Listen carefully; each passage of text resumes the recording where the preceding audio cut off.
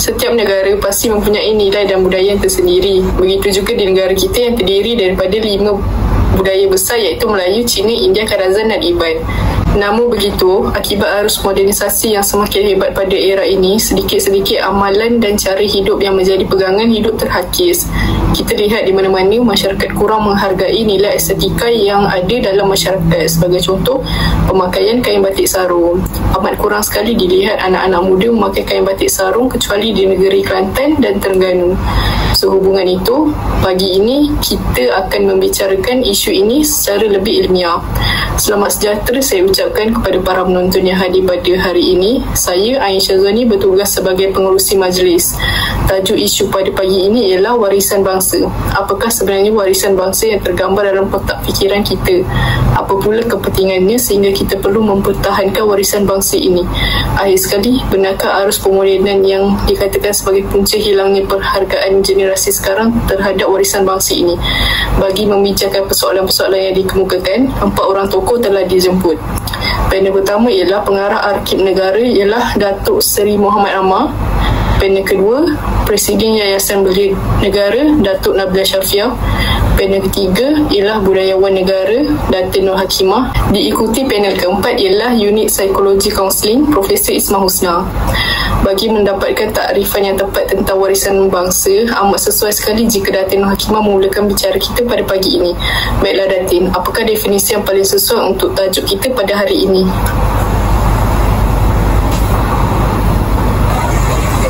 Terima kasih saudari pengurusi. Jika dilihat dari sudut budaya, warisan bangsa membawa maksud apa-apa amalan dan cara hidup yang diamalkan oleh segolongan masyarakat. Misalnya, dalam masyarakat Melayu, terdapat pelbagai cara berpakaian iaitu dalam kalangan Melayu Jawa, kita dapati mereka memakai songkok bercorak batik, tetapi di negeri Kelantan, golongan lelakinya lebih gemar memakai kain semuta. Dalam kalangan kaum Hindu sendiri, terdapat pelbagai jenis kain sari yang mewakili pelbagai etnik dalam kaum India.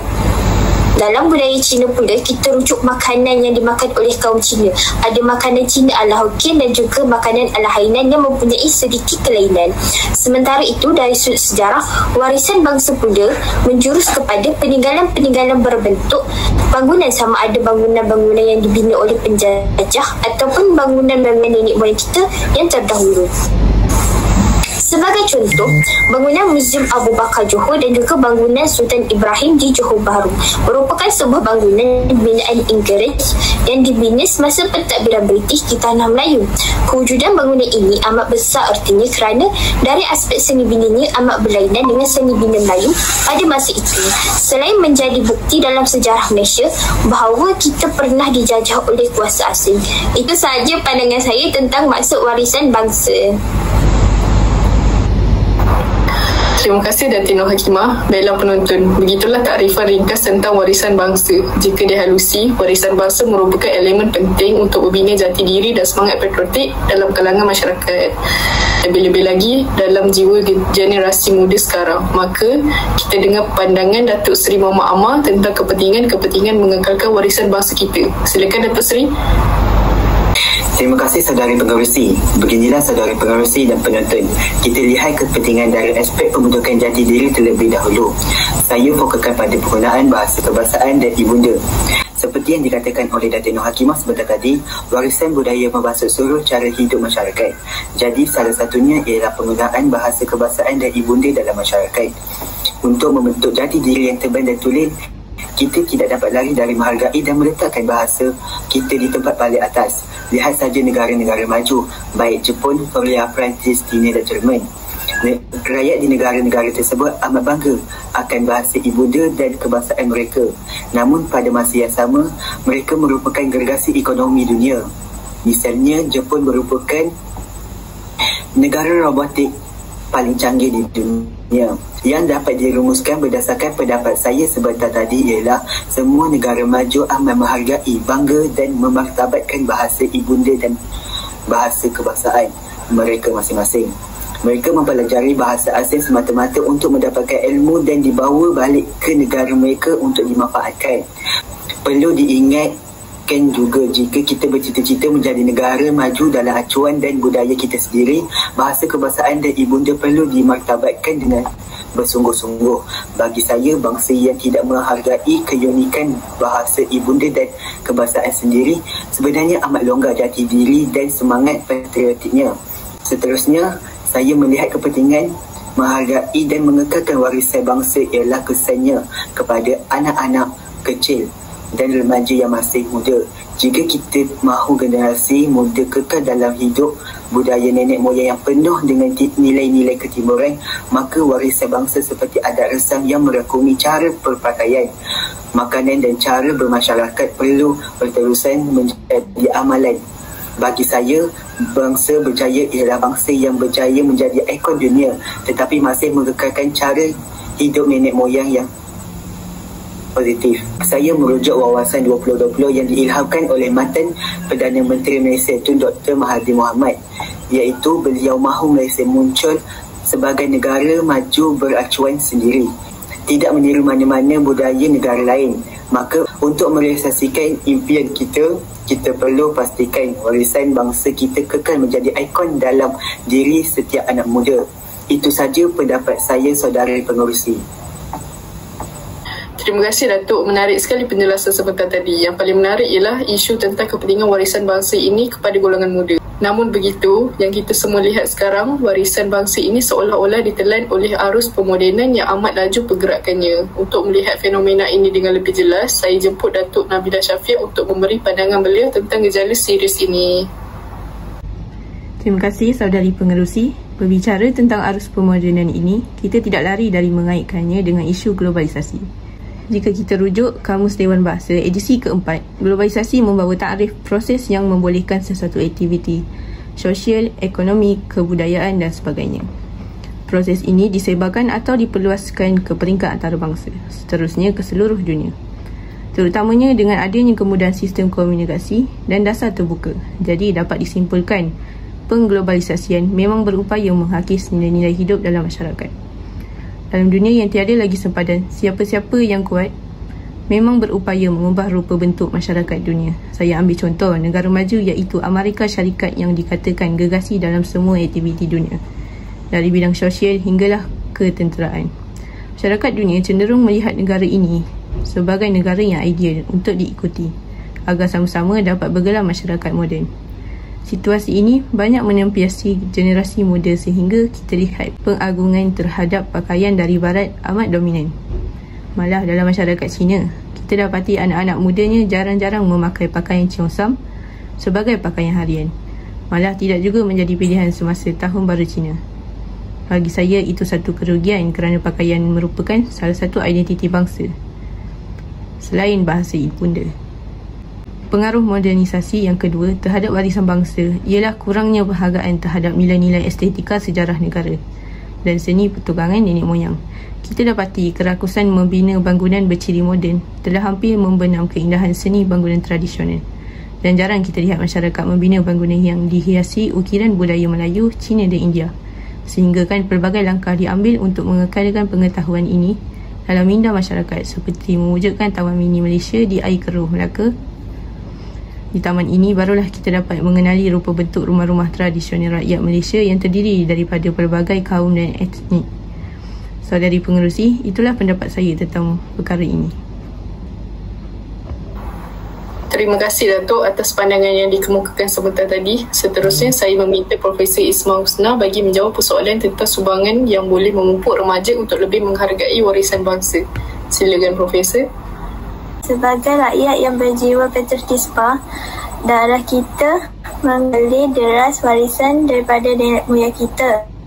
Hal ini demikian kerana manusia tidak mungkin melupakan asal-usulnya kecuali berpegang pada sikap kacang lupakan kulit. Sebagai remaja, mereka hendaklah mengaktifkan diri dalam persatuan atau kelab pemain tradisional Dengan menyertai aktiviti dalam kelab tersebut, mereka dapat memahami permainan tradisional yang terdapat di Malaysia. Bab kata patah, tak kenal maka tak cerita. Oleh hal yang demikian, warisan bangsa ini dapat diturunkan dari satu generasi kepada satu generasi. Jikalau warisan acara mereja lembing dan wushu dapat diketengahkan ke arena sukan dunia, bagaimanakah pula dengan war dan gasing? Saya berpendapat bahawa di mana ada kemahuan, di situ ada jalannya. Kita harus menghargai warisan rakyat Malaysia sebelum warisan ini diapresiasi oleh orang asing. Warisan Malaysia memang luas. Antara warisan yang perlu dipertahankan ialah busana. Pakaian tradisional kita melambangkan ketinggian nilai hidup serta hasil tangan masyarakat dahulu kala. Golongan pelajar sewajarkan memandang penting dengan mengetengahkan pakaian tradisional. Pemakaian busana klasik ini bukan hanya menutup aurat, malah dapat menunjukkan keistimewaan Malaysia raya. Itu pakaian tradisional seperti baju kurung, baju kebaya bukan sahaja menampilkan kecantikan diri seorang gadis, malah kemanisan gadis yang memelihara adab pemakaian dan adab berjalan apabila berpakaian tradisional. Mahukah kita melihat dengan bangganya busana tradisional kita pakai oleh model terkenal dunia lalu berjalan di pentas fashion dunia? Kita harus mengerak langkah untuk mensosialisasikan kerana genggam berapi sampai jadi arang. Walaupun pemikiran orang terdahulu sanggup memperkenalkan prinsip yang mati anak dengan mati adat, golongan boleh memperbaiki keadaan dengan menghargai dan menjadikan sebagai kayu pengukur tahap penerimaan kita terhadap nenek moyang kita dan betapa kita menghormati dan menyanjungi mereka. Tiada kusut yang tidak boleh dirayakan, tiada masalah tidak boleh diselesaikan. Oleh hal demikian, arus globalisasi yang mengalir dalam kehidupan kita tidak seluruhnya menghakiskan jati diri kita yang sebenar. Hakikat warisan rakyat Malaysia yang semakin serius haruslah diselamatkan daripada terus benturkan sinar dan kekiblatan bahasa kita, tanggungjawab kita, nenek moyang kita yang menciptakannya. Kita harus membekalkannya. Jika kita hanya berpelut tebuh dan menunggu warisan ini tenggelam dalam arus perdana ini, ke mana akan kita gapai kehidupan sebenar?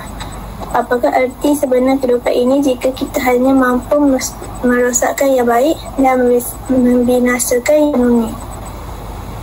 Ayo anak muda, marilah kita sama-sama bersatu tenaga demi memastikan warisan kita berdiri teguh di belakang kita sebagai warisan yang tidak boleh dijual beli lain. Semoga satu Malaysia didirikan pegangan demi kehidupan yang lebih bersatu padu. Itu sahaja daripada saya, pengurusi. Terima kasih Profesor. Peribahasa Melayu jelas menyatakan bahawa tak basah di hujan, tak lekang di panas. Peribahasa ini menunjukkan warisan budaya bangsa perlu dipertahankan agar sentiasa diingati oleh masyarakat Malaysia, terutamanya golongan muda-mudi. Begitulah pandangan-pandangan tajam daripada ahli-ahli panel kita. Para penonton, memang tidak dapat dinafikan bahawa warisan bangsa amat perlu dipelihara.